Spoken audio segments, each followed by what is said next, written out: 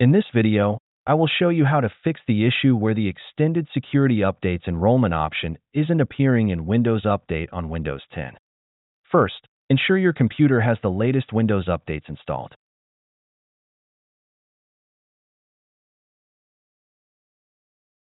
If your computer is up to date and the option to enroll in Extended Security Updates is still not visible, you can enroll manually.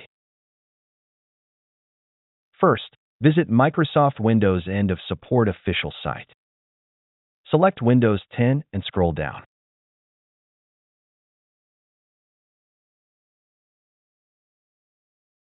Clicking this link will open Windows settings and allow you to enroll in Extended Security Updates.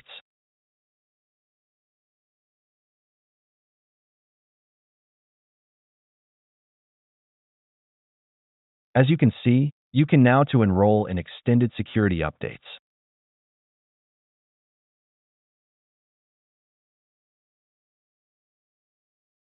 Alternatively, you can run the command from the Windows Run box or command prompt.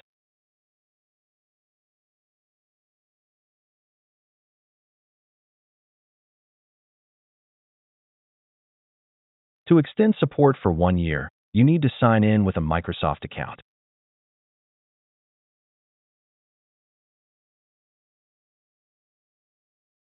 As you can see, this computer is now enrolled and will receive all security updates through October 2026. In the Windows update, you can see the computer has been enrolled and you can check for update as usual.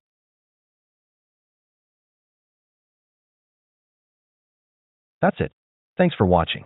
Don't forget to like and subscribe, and see you in the next videos.